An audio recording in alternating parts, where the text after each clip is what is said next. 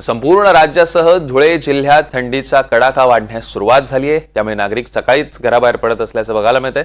यंदाच्या हंगामातील सर्वात निचांकी तापमानाची म्हणजे 10 अंश सेल्सिअसची नोंद झाली आहे। वाढत्या थंडीचा आनंद घेण्यासाठी नागरिक धुळे शहराच्या विविध भागात थंडीचा आनंद घेण्यासाठी घराबाहेर पडतात। यासोबत उद्या जाहीर होणाऱ्या विधानसभा निवडणुकीच्या निकालाच्या पार्श्वभूमीवर राजकीय चर्चा देखील या मॉर्निंग वॉक दरम्यान रंगू लागलेल्या आहेत। राज्यात कोणाची सत्ता येणार तर्कवितर्क लढवले जातात।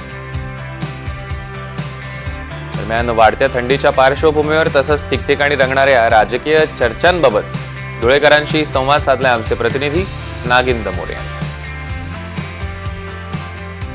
संपूर्ण राज्यासह धुळे जिल्ह्यातील थंडीचा कडाका आता वाढला आहे आणि कालच अशामध्ये 10 अंश सेल्सिअस इतकं यंदाच्या हंगामातील सर्वात निचांकी तापमानाची धुळे शहरात नोंद झाली।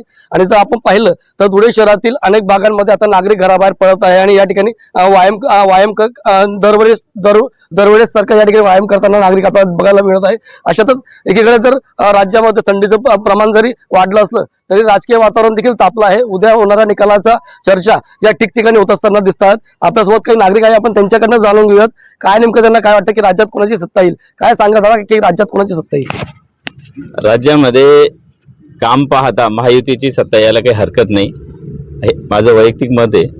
तसेच वातावरण अतिशय उत्कृष्ट आहे धुळ्यामध्ये आणि आम्ही सर्व शिवाय ग्रुपचे या ठिकाणी रोज सकाळी 6 वाजेपासून 7:30 वाजेपर्यंत या ठिकाणी वेगवेगळ्या पद्धतीचा व्यायाम करत असतो आणि धुळ्यातील वातावरण विकासाला मत दिलेलं आहे लोकांनी। तर धुळ्याचा विकास जो काही राहिलेला आहे तो येणाऱ्या उमेदवारांनी भरून काढावा आणि नागरिकांची तीच अपेक्षा आहे की धुळ्याचा विकास, जनतेला काम, हाताला काम, नागरिकांना काम आणि युवकांना रोजगार मिळाला पाहिजे, हा खरा उद्देश आहे।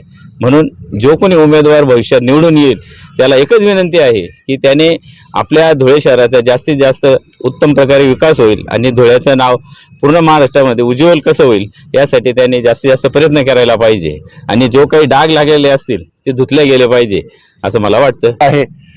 आणि त्याचप्रमाणे धुळ्यामध्ये चांगला उमेदवार निवडून यावा अशीच आमची इच्छा आहे की जेणेकरून तो धुळ्याचा चांगला विकास करू शकेल आणि धुळे जिल्ह्याला मोठमोठे उद्योग आले पाहिजेत आणि लोकांना काम मिळालं पाहिजे, पाण्याची सोय झाली पाहिजे, इतर सुविधा चांगल्या प्रकारे मिळाल्या पाहिजे असं आम्हाला वाटतं।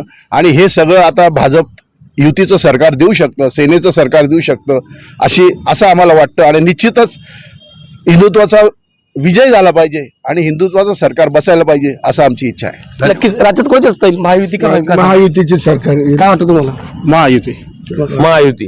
महायुती नक्कीच आपण पाहिलं की राज्यात कडाक्याची थंडी पडली असली तरी धुळ्यामध्ये या ठिकाणी राजकीय वातावरण देखील तापलं आहे। त्यामुळे येणाऱ्या 23 तारखेच्या निकालाकडे सर्वांचंच लक्ष लागून आहे। NDTV मराठीसाठी नागिंद मोरे, धुळे।